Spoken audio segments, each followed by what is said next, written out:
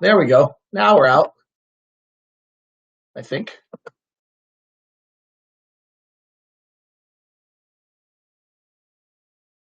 Hello. Yay, private show. You should have asked questions right now while we have the private show. Matthew, Dan. The other day, George Niang checked in. I didn't even notice it on Instagram. You're gonna have to tell me if he does today, so that I can catch it. All right, let's go. I can't quite tell if the regular version is up and running. It hasn't tweeted out like it's supposed to. So I'm a little nervous about that. But it does look like it's up at all of its destinations. Somebody in the chat room wants to say hi on that. That'd be great. But let's go for it. Comes down 3, 2, 1.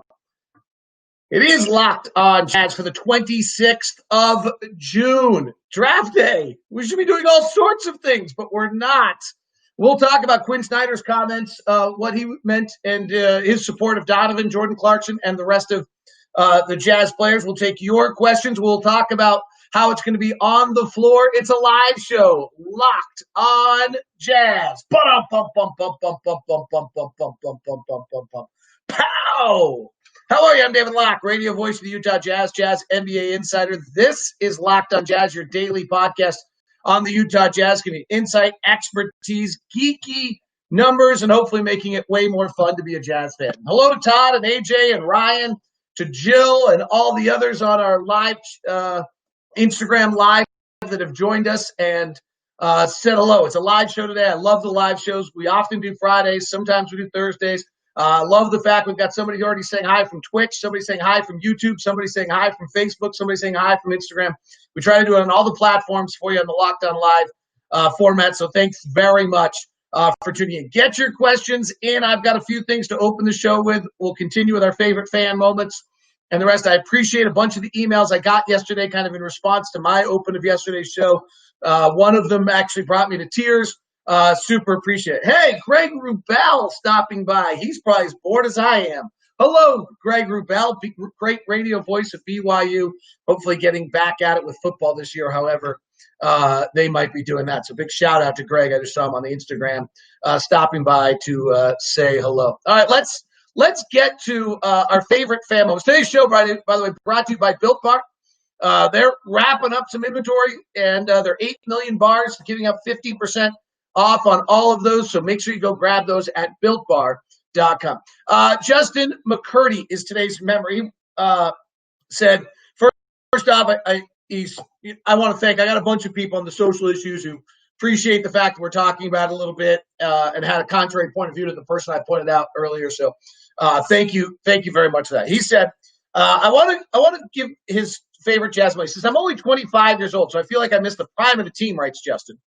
I had a chance to see them through YouTube highlights and Hall of Fame inductions, but there were 2 months of my fandom in particular I wanted to share because they mean a lot to me. My journey as a fan began when I was 9 years old during the 04-05 season, when historically was not a great season. We finished 26-56.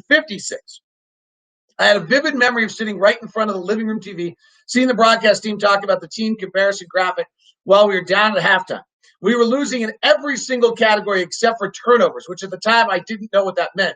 I turned to my mom and said, we're definitely blowing them out in that category, but I thought we at least had one category on our side. Little did I know. Pretty classic. He's 9 years old. There was one game, though, where we battled the Spurs, who went on to win the championship, and managed to win on a Memento court tip-in off a Keith McLeod missed floater. Wow, Keith McLeod closing in the clutch. I was ecstatic, and every kid was talking about it on the playground the next day. That was the game where I decided I wanted to play like Memo. I knew I could never have the ambidextrous finishes like Boozer, and I could never handle like Darren, but being tall and relatively unathletic kid who wasn't very good at rebounding, I figured I could be like Memo. I used to study his shot, was fascinated by it because, unlike other players, the shot seemed to move through him. It wasn't something that came off his hands. It almost looked as though his shot was an energy that came from the narrow-footed stance, moved up through his core, his chest, and ultimately and eventually it rolled off his fingertips. I tried it for hours to mimic in my backyard, counting down the seconds on the game clock and in my head. That's actually a pretty good – that's so good I'm going to continue it with Justin. The other memories, I was 13, 07-08 season. We're playing the Lakers second game, game 4. I'm actually at church with my mom. parents are divorced. And my dad texted me that he had somehow managed to get tickets to the game, but that he had to leave now to make it there on time. I made the decision to sneak out of church, go to the game, a decision I was debating with the merit until I got to our seats and saw a guy holding a sign that said, "Even Mormons race heck on Sunday." We're still not sure the morals of the decision, but that's a conversation for another day. The game was terrific. It was an overtime thriller where Kobe was every bit the killer we remember him to be. The Jazz managed to get the lead most of the night. Really felt like we were going to pull this off. They had a chance to win this game, head to 2-2, and the hopes lasted until the middle of the fourth.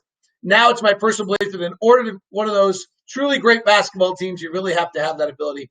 And that when a game is close in the final 8 or 9 minutes, you need to be able to take over. Steph definitely has it. LeBron, KD, you're absolutely right. All right, great story. Thank you very much to Justin. Please continue to email me your stories at dlock09@gmail.com. And, I really, Jeffrey Jensen, appreciate you with your comments. Jen, I appreciate your comments yesterday. There were so many people, Amber, many others that took a second and sent me a note, and I really appreciate it very, very, very much. Hey, the guy whose story I'm sharing just said hi on Instagram Live. That's kind of cool, isn't it? So Quinn Snyder chatted yesterday with the media, as you would expect with Quinn. It was thoughtful. It was brilliant. It was insightful. Some interesting comments about complacency. I thought the most interesting comment of all that he made was the idea that education will deny complacency. That's a deep thought. It resonated. I thought it was brilliant. The idea is if we all take the time to understand, if we all take the time to learn, we will be more eyes open to what's going on and what other people's plight are, and therefore we won't slough it off as something that doesn't impact us. Pretty brilliant concept there from Quinn.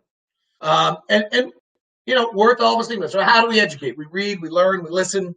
All of those comments, I think, worthwhile from Quinn. But that, to me, was kind of the staple of what he was saying, was that if we can educate and ourselves and our knowledge and our understanding and listen and hold the conversations and try to understand what Donovan's telling us or what Jordan Clarkson means when he's marching with the group in LA, which Quinn said he was incredibly proud to see his players express themselves and be thought-provoking. And that thought-provoking is what creates the education, which then creates our knowledge, which makes us understand, which prevents us from complacency. Because his point is complacency leads into basically becoming unintentionally supportive of something we probably don't mean to support. So, pretty interesting. Coach Jazz Nation News says, Coach Snyder for president. I've had enough political debates with Quinn at dinner that I don't know if we want Quinn for president. No, I mean, like, his viewpoints are incredibly well thought out. I think he's too nuanced to be president. He's too thoughtful to be president, is I guess my thought. Sorry, that didn't come out right. Like, I think he, and I, I mean, like, you want to bring, like, if I'm going to bring something to dinner or to a conversation with Quinn, and first of all, we're going to have a conversation about it. Second is it's going to be heavily debated, and you better be able to prove it. I did not, for those of you on the live show, I did not do anything about my hair this morning. It usually never bothers me. And for some reason, it just looks so ridiculous right now. I can't handle it. Anyway. So that was my number one takeaway from what Quinn had to say. There were a lot of different things he said in there. The biggest takeaway, how proud he was of Donovan and Jordan and them stepping out and doing what they're doing.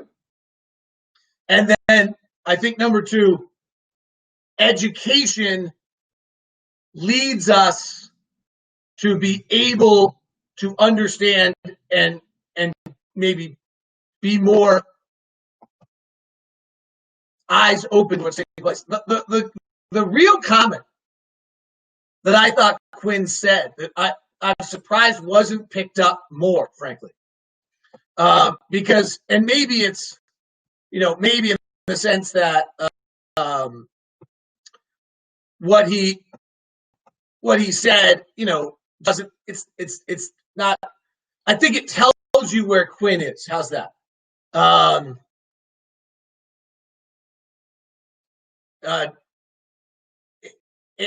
what I mean by, sorry, I just saw Donovan's tweet about testing. So 16 players tested positive for the NBA, not a lot. What I think the one comment that Quinn made that didn't get picked up nationally, the identity that matters.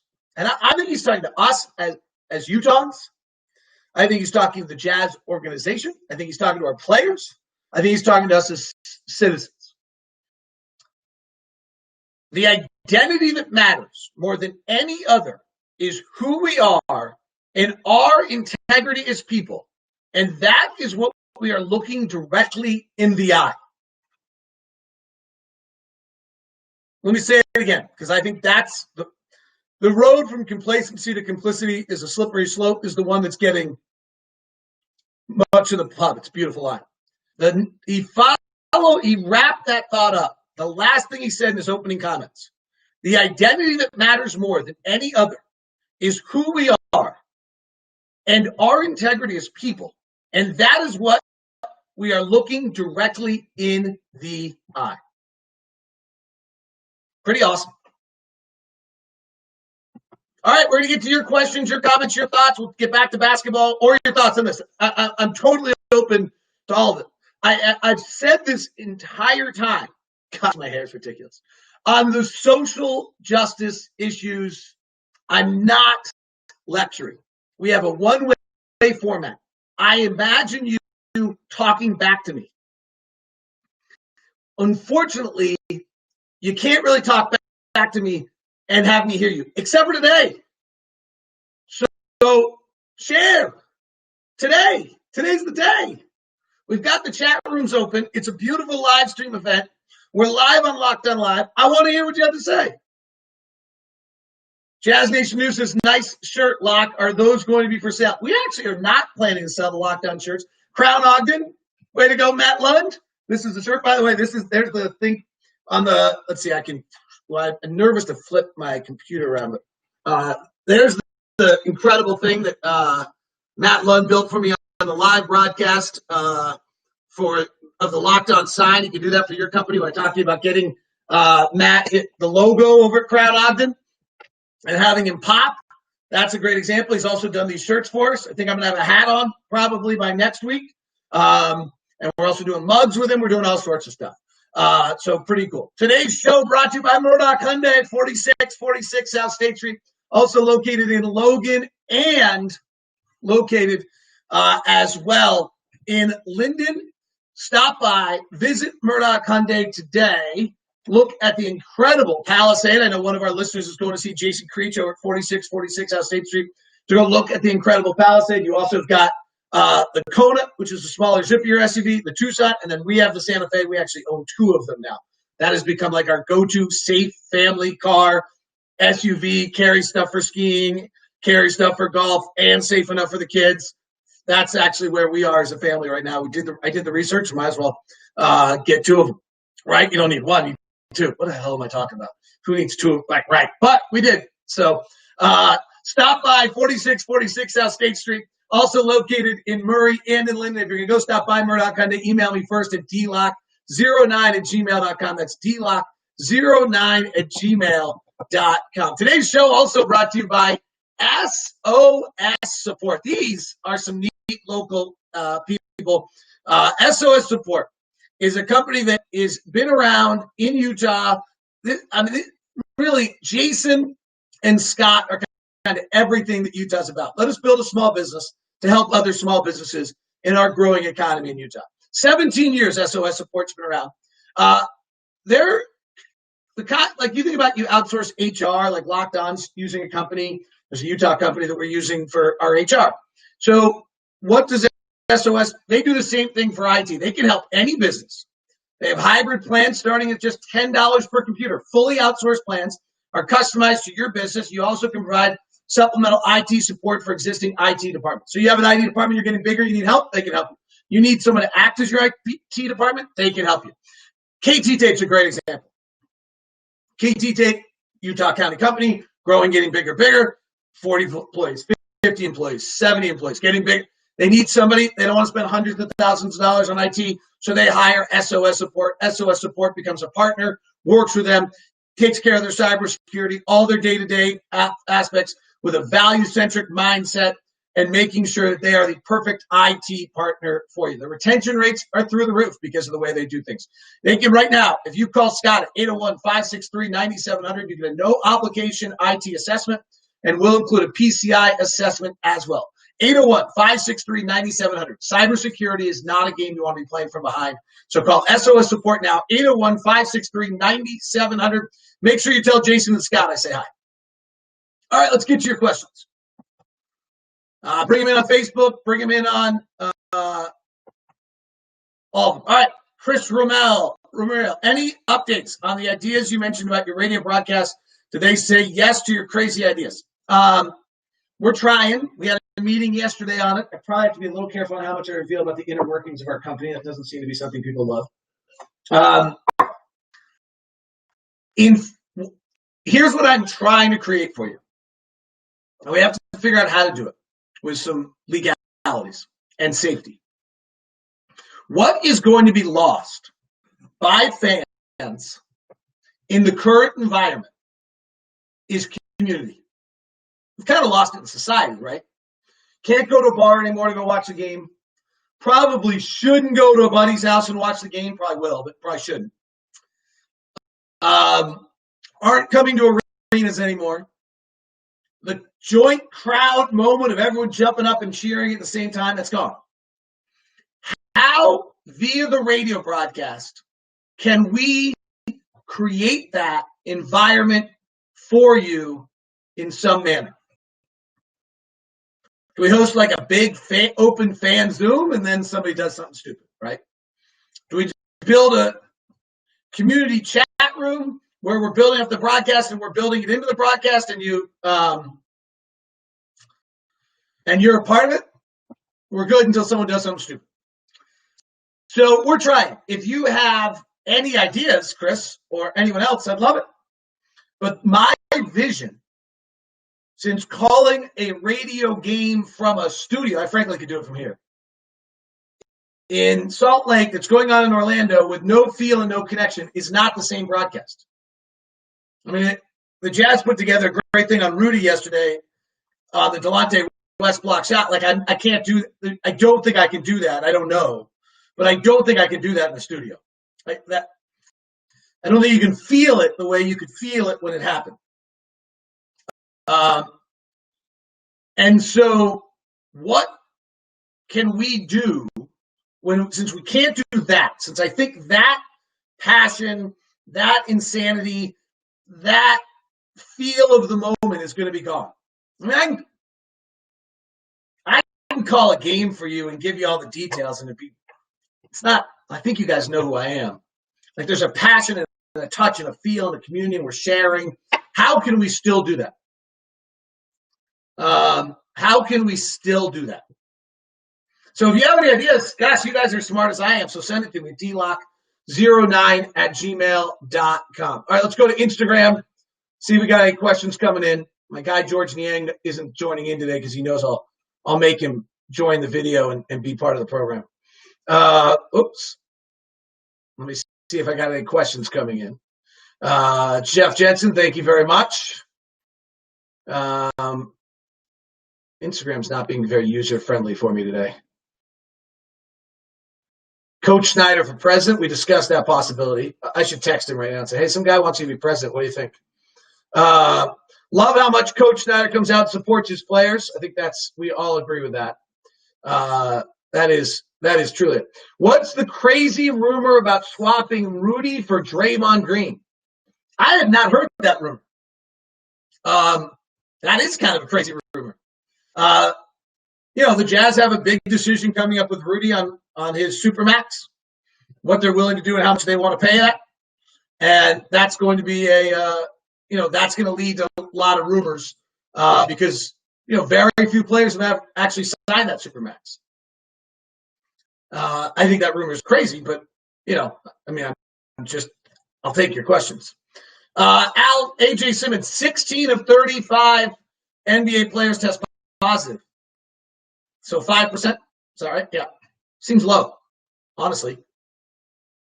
It's great. It could be, frankly, the league's probably better off if it's 30%. Right?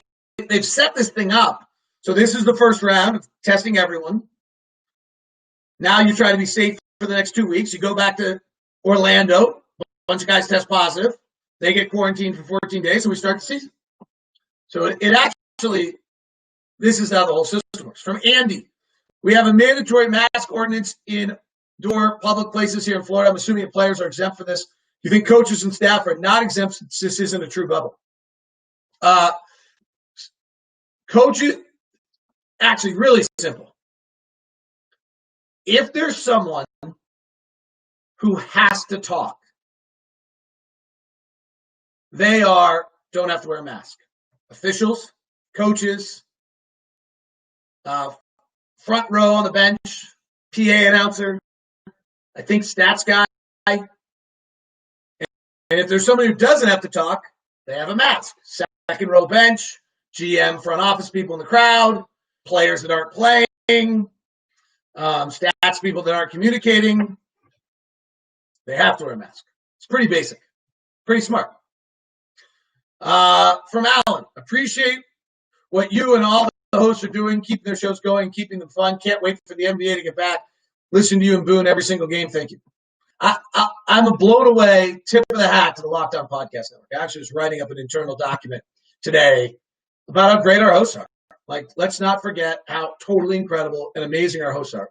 Local experts, biggest stories, your team, every day. We're pounding the crowd. We're still, over millions of listens a week. It's just incredible. Absolutely incredible what everyone's done on the podcast network. I'm blown away by what our hosts have been able to do and achieve with such limited ability.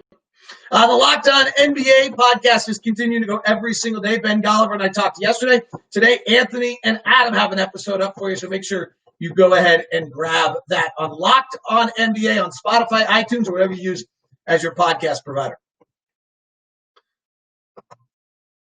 From Stuart, do you think the backlash that Donovan has gotten will cause him to leave in free agency? I hate this question. Only because it's really the question everybody wants to know, which I get and I hate. And I think and I'm not saying to you specifically, sir, but I think I hate the fact that this is we're taking an issue this important and then we're taking it down to well, is he going to leave us in free agency? Which the heavy implication in that, which is not what you mean, is well, we only value you as a basketball player, not as a human, right? That's not what anyone means. I know that's not true, but I think that's how it feels, and it's kind of why I personally have stayed away from it. However, let's be perfectly honest. If Utah is not a place that Donovan feels like he can connect to and be proud of, he's not going to want to stay. That's simple. That's not Donovan. That's anyone. But you wear the jersey on your front. If it's not something, let's use Locked On example, our Matt Lundcrown Ogden shirt. If we send this shirt out to all of our hosts and they're not proud of who we are, they're not wearing it. Right? Okay? So if Donovan doesn't love Utah and Donovan doesn't believe Utah's supportive and Donovan doesn't believe he can have an impact, you're right, he leaves.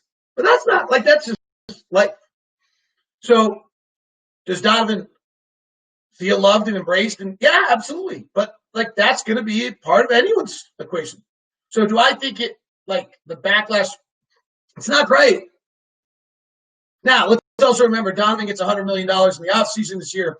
If he turns it down, he only gets $3 million. That seems unlikely. If he turns it down, he only gets $3 million. He gets offered $100 million. We match. Like, he's taking $100 million in the offseason, and he's going to be with us for the term of that contract, whatever it turns out to be. And so we're a long way away from that day coming. Stewart also adds he loves the identity comment. I agree. From Daniel Olson, who, if anyone, can assume Boyan's role as the second best offensive player? Mike Conley. It's going to be a huge stretch for Mike Conley. Jazz are going to be a small, dribble penetration, guard-driven team with a big man in the middle on a late design pick and roll, but I wouldn't be surprised if they don't push and drive and play early and move it. And try instead of some of this. Think about the team we had a year ago. We had Ricky Rubio, point guard, who couldn't beat anybody off the dribble. We had Donovan. We had Joe Ingles, who kind of can beat people off the dribble, but far better on a pick and roll. Joe's really not crossing you, beating you. We had Derek Favors and Rudy Gobert. That was our team. And Royce O'Neal was our sixth man. Like, we had one guy on the entire roster that could create his own shot, beat someone, get in the paint, beat someone. Now I have Mike Conley, now I have Donovan Mitchell, now I have Jordan Clarkson. Very different. And suddenly George Niang can actually get into the paint, do his little George Niang Ohio State Cyclone thing, and create some shots for himself. So in that sense, we're a very, very different team than we were a year ago. And it happened progressively, right? Like, we added Mike in the offseason and we added Jordan Clarkson. Like, this reset is an opportunity right now for the Jazz to change a little bit of who they might be as an offensive team. So we might see a push and a drive and an early action, and maybe it's a kick out to a quick. Like, we've got to get more catch and shoot threes. Maybe that's the way to do it. Maybe we go and play much more of a dribble penetration, freer game than we've been playing, because in the past years, when you look at who the Jazz were, Quinn had to create offense, to create advantage basketball, to take that advantage and move it step by step by step, because he didn't have players that were capable of making the advantage themselves. The front office has now added Mike Conley, who can beat you out the dribble, get into the paint, make a play. Jordan Clarkson, and Joe does it in his own way, right? And so I think that Mike Conley, to Daniel Olson's question, is the player who takes the second best player. But I also think we just have little bit of a different lineup to who we are. Another question from Facebook: these playoffs help the Jazz future as a team at all? I think it only helps if Tucker and Brantley get some minutes. I don't really agree with you, Del Toledo. I think Morgan and Brantley will get some minutes. But anytime you have a collective experience of the playoffs, I think it helps you. I also think, like, Tucker and Brantley could be nice pieces. And when we paid Rudy Gobert $30 million and Donovan $30 million and Mike Conley $30 million, we better get some minimum level, entry level players to hit and give us minutes, or else we're in trouble. So they're very, very important to who we are, but they're not game changers. Greg Gardner just drove from Utah to Montana to take my pharmacy licensing exam. Thanks for making the drive easy. I'm driving from here to El Cajon, California tomorrow. If anyone has I was listening to the Dolly Parton podcast. I'll listen to a bunch of our Lockdown and Review guys. I'll listen to a lot of Hollinger and Duncan.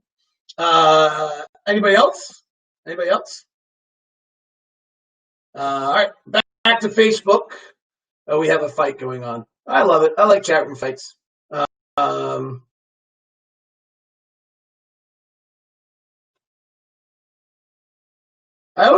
If somebody's criticizing Donovan, he's not as good as he thinks he is.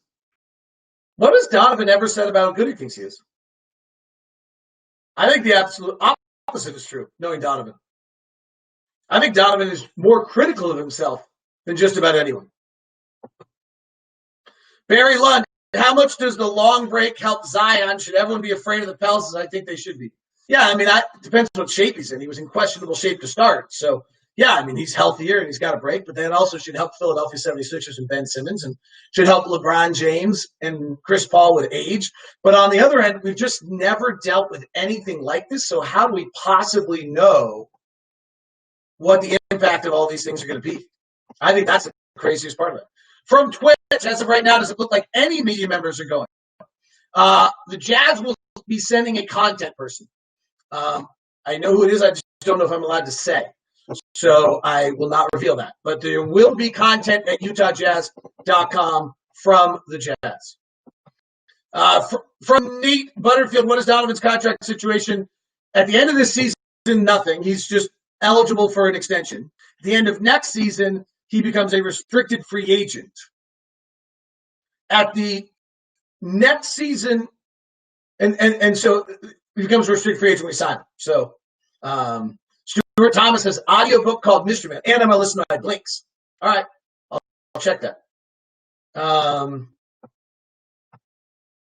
Final question. Is there any chance the NBA considers moving the bubble since Florida's been so careless? I don't think so, because the bubble in and of itself, which obviously there's Disney workers coming in and out of it, I think is built in a manner to try to deal with that. I think the biggest thing to watch, I think the most important thing about this whole bubble, to wrap this up, is I think the most important thing